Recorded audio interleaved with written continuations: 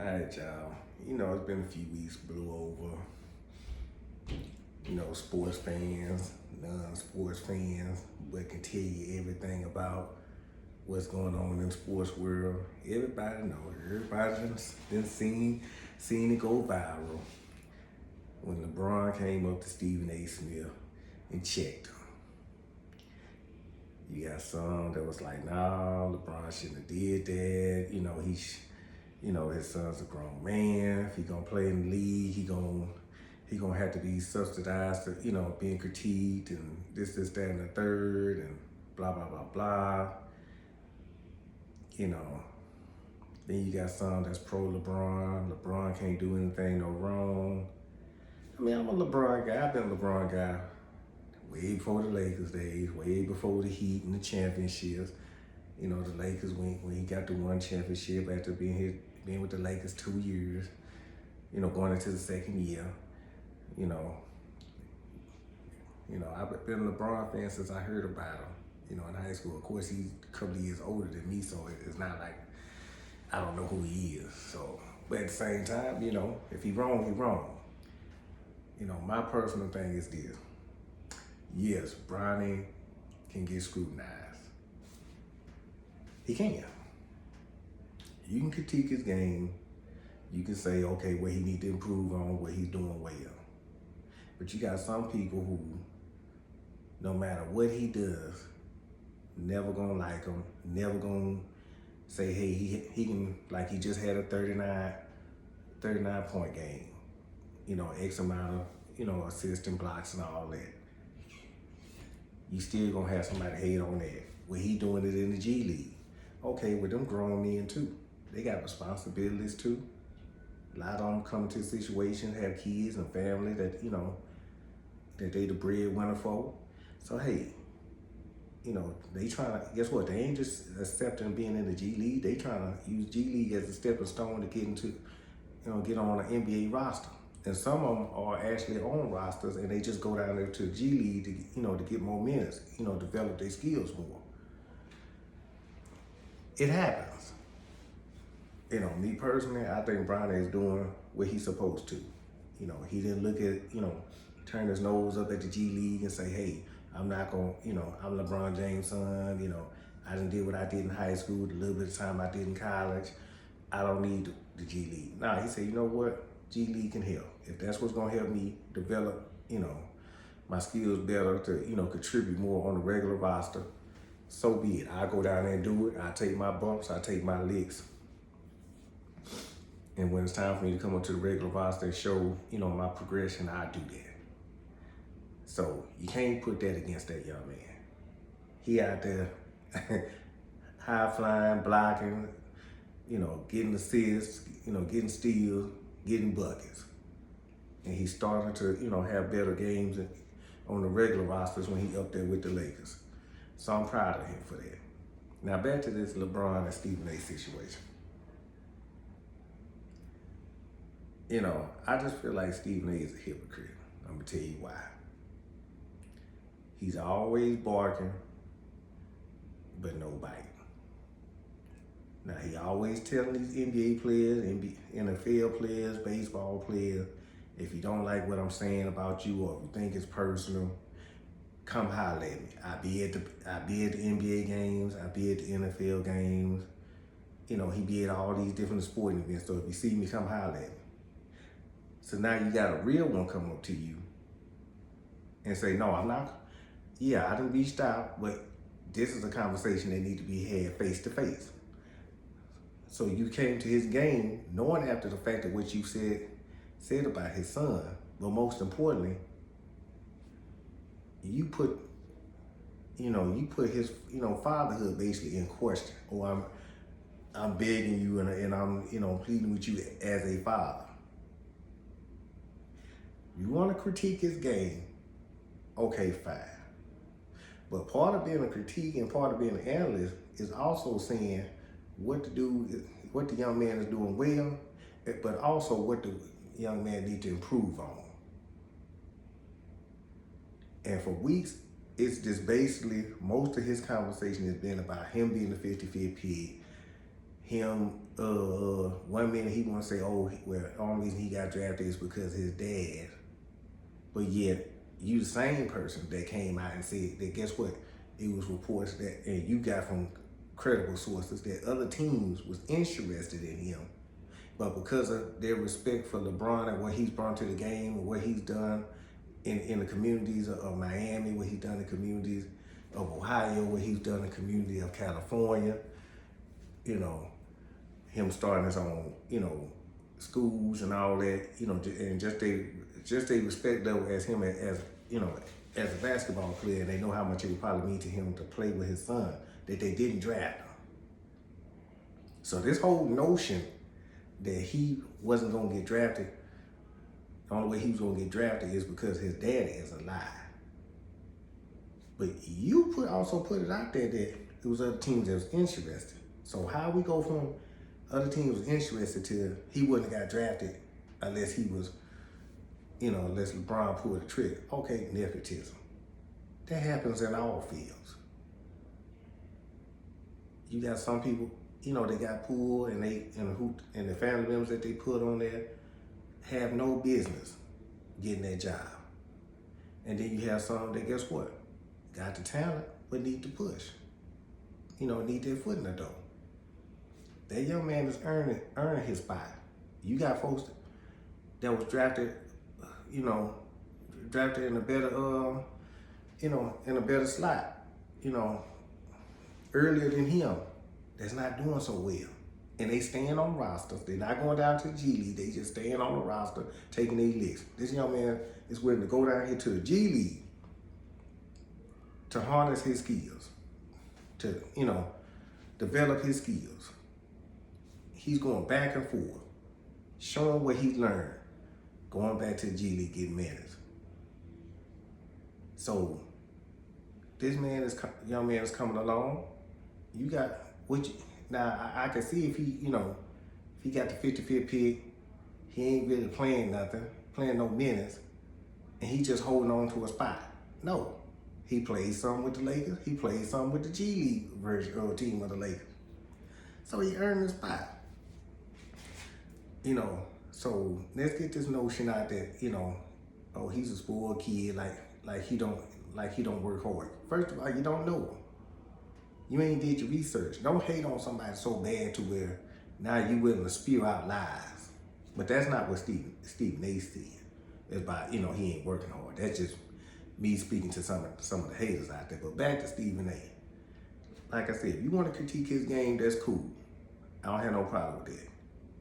Let him know how he's doing good. You've done some of that. But also critique him on what he needs to improve on. But when you start questioning a man, you know, bringing the whole, I'm pleading to you as a father, and, you know, like he's rushing his kid to, you know, to play, and like he's so desperate to sit up here and play with his son that his son's not ready, or like it's basically his dream and it's not his son. First of all, ESPN analysts, okay, they got a thing on Netflix called Starting Five, where he basically asked his son, you know, what you want to do. You know, when he had this whole situation where his heart stopped on him. His son was the one looking forward to sitting up here playing basketball and making it to the league.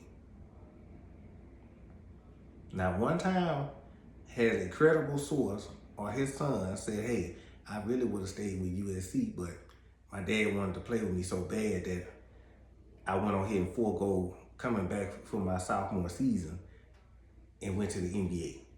This was something that he wanted to do. Bronny wanted to play in the NBA.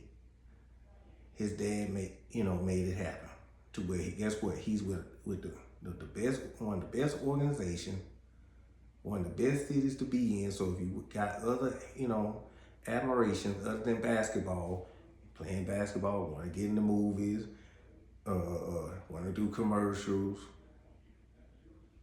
if you want to model, you know, whatever you want to do, whatever other business you want to do to be an entrepreneur, California is the top place to do it.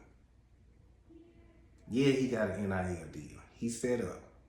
But he ain't sitting back just collecting his chips and ain't contributing. So, you know, my whole thing with Stephen A is keep it strictly about the boy's game, young man's game. Don't throw his father in. They talking about, basically like imply like he forced that, almost like he was saying he forced that kid to sit up here and come to the NBA, and he didn't want to come. The young man wanted to come. And as a father, he made it happen. And they not keeping him on that team otherwise just to please LeBron. JJ Redick wanted that young kid on it. He's been doing his homework. It just so happens that guess what? Him and LeBron is friends. So that means he's been knowing this kid for a while. He's been watching him for a while. It's not tearing up the locker room. His teammates cheer him on in the G League. His teammates cheer him on the regular roster for the Lakers. It's going smooth. You seem to have a problem with it, and you want to throw LeBron in it. And LeBron is basically saying like this: hey, I handle my business. I'm with the mother of my kids. She was my high school sweetheart. I married her. Guess what? I'm not raising my kids from separate households. I've been in the same household for all three of my kids. We made the best decision together for his future.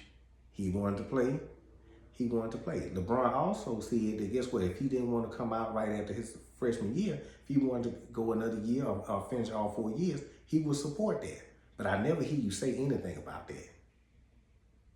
You always imply like he rushed that young man to play so he can have a year or two while LeBron is still in the league.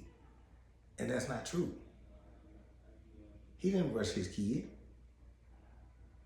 And now that it's paying off, now you want to say, well, I think I was wrong. And then the hypocritical part is you tell these players to come up on you, to holler at you, how they feel about you critiquing them or you critiquing somebody they know. And then when they do it, you go on TV and say one thing because you round the masters, you round your boss. Then when you go on a podcast, well, guess what? You can kind of, as they say, lay your hair down. You don't have to be censored and politically correct. Now you want to say, oh, that was a weak move. His agent, Rich Paul, got my number. His lawyer got my number. He could have reached out to me, blah, blah, blah, blah, blah. No, you didn't say, hey, people call you. You say, hey, if somebody got a problem, you can come see me. That's what you said. Now, do you not know the term of you can come see me? That don't mean I'm gonna call you on the phone. We gonna FaceTime or anything like that. That means guess what? When I see you, no matter where we at, I'm gonna address you. And the funny thing, I was telling my boy the other day, I said the funny thing about the situation is with social media, everybody's a paparazzi. Everybody got a camera phone, iPhone, Samsung, LG, somebody got some type of electronic device and recording damn near everything you do. So he also had talked to, I think his name, Richard Jefferson, I think that's his name. I think that's who he played with one time with the Cavaliers, won the championship with. And he was trying, I think that was either the same game or might have been a game afterwards, and Richard Jefferson was at the game covering it and stuff like that. And he came and talked to his former teammates, probably friend, LeBron, and brought up the situation, like what's going on, okay? And LeBron had told him, it's not just about him critiquing my son, it's the fact that, he used the whole father thing about it, like he was questioning me as a father, as something that I've been doing quite well, that I had a problem with. So yeah, it was a little bit of both. And everybody say, oh, okay, oh man, I wouldn't have stepped into that. My son is grown. He should handle his own business. Everybody say that until you put in that situation. And not only is you put in that situation, it's different with handling this situation. And you can't even go to your mailbox, let alone sit up here, go to the grocery store without 1,500,000 cameras snapping your pictures. You can't even go to a restaurant with your family and they sitting up here, snapping pictures of you and asking you 15,000 questions, or you having conversations with your friends, and then next thing you know, you in the blogs and they making up stuff about you. So me personally, yeah, I would like my son to sit up here and handle his own business. But at the same time, I know me as a dad that guess what? If I can step in and sit up here and see, okay, well, what's the problem? What's the beef? I'm going to do that. And LeBron didn't do it in the wrong way. Yeah, it ain't like he went up to Stephen A and sit up here and like grabbed him up by the collar and this. Hey, man, look, critique my son, fine. But don't be into no situation where it's like, okay, now you got a personal vendetta against him because I use my power to get him into the NBA. And now everything he do, he can't do anything right. And then you want to blame me for this, for him going through his rookie pain, his rookie growing pains. He gonna have games where he do well. He gonna have games where he don't do well. It's not a player that done laced up them shoes that didn't have an off night as a rookie. Kobe went through it. LeBron had some off day. Allen Iverson had an off day. For all y'all MJ fans, guess what? He done got cooked on the floor too as a rookie. Magic Johnson, they all done had off nights as a rookie. You learning. It's different when you playing against folks that's sitting up here, at college than when you playing pro ball. So you gonna go through it. But he taking his lick and he earned it. And I think, like I said, he could throw little jabs all he want to, but guess what?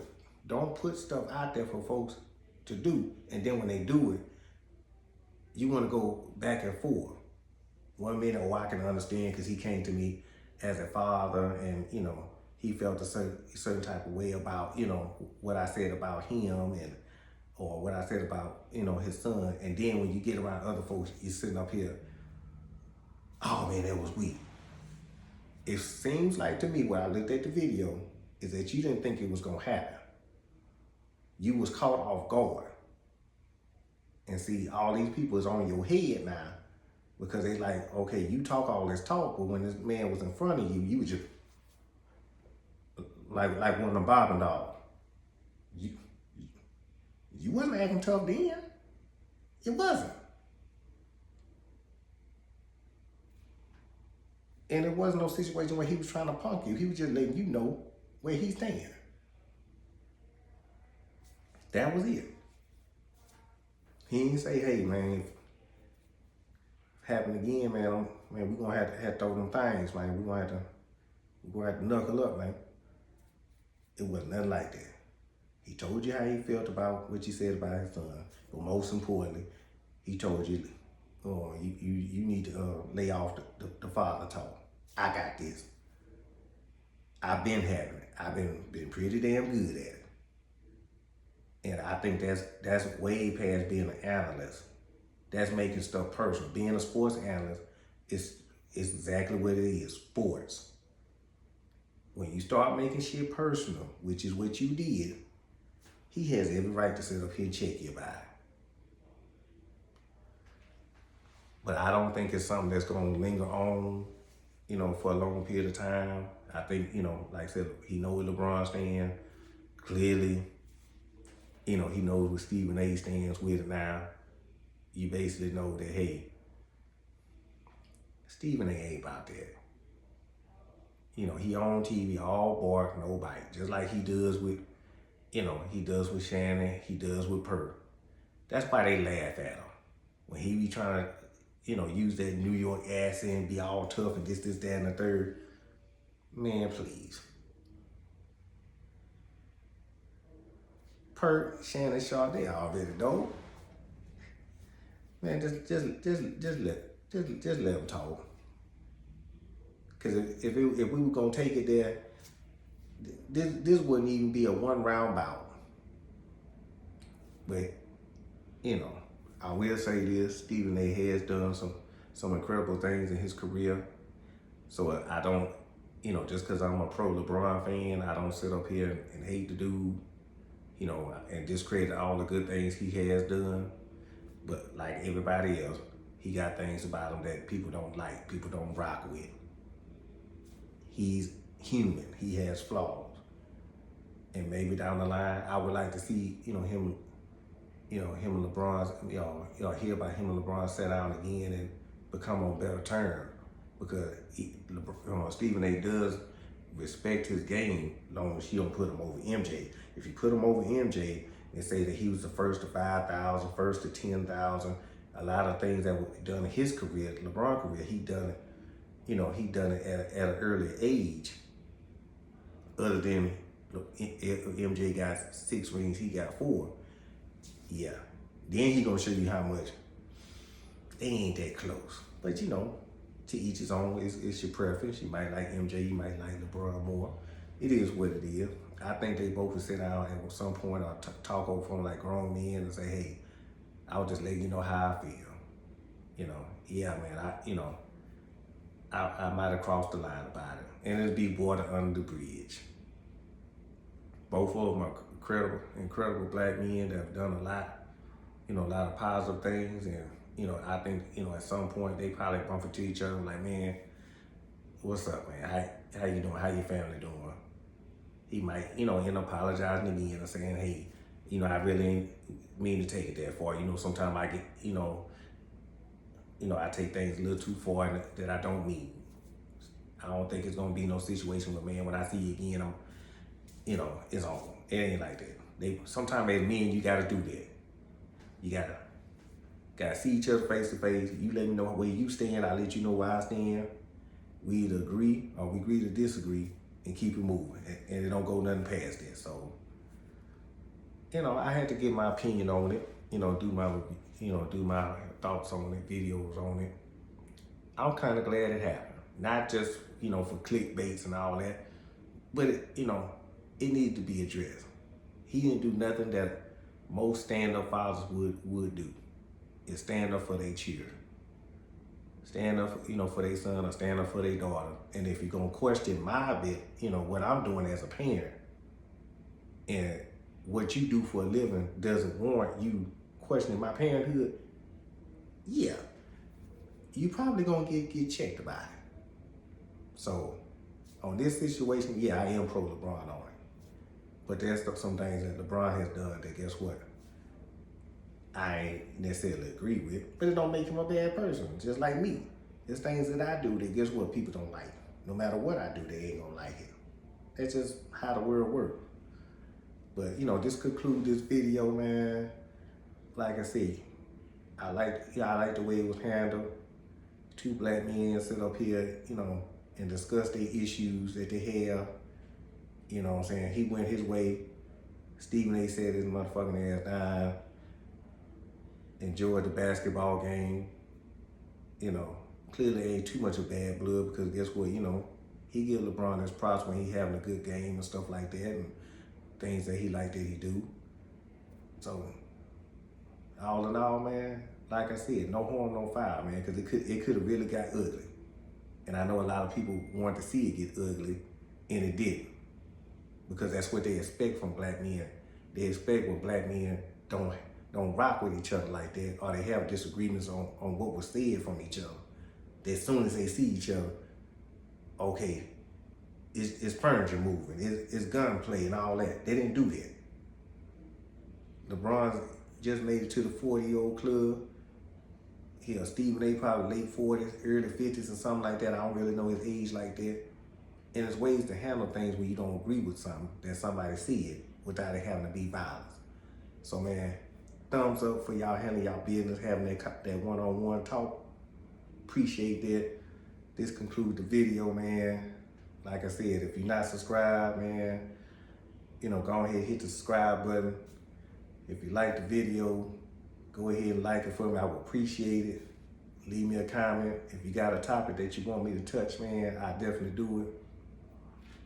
Like I said, I've been dealing with, I've been having one hell of a March, man. A lot of things good happen, a lot of things bad happen, but man, I ain't no different than anybody else around the world, man. I go through stuff, man. So sometimes, I might post more often. Sometimes, I gotta work through some stuff and then come and let you know what I'm going through. So, it is what it is.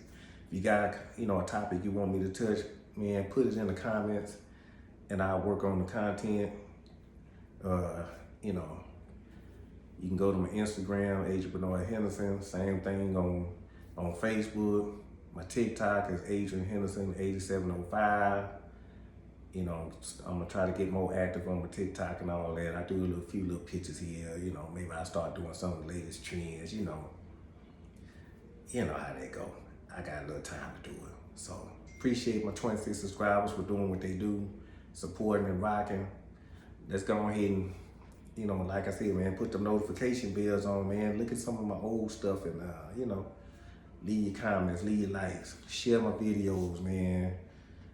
We trying to get up to 50 subscribers, and then from 50 we get to 100. From 100, man, we trying to go all the way to 1,000, man. Like I said once before, man.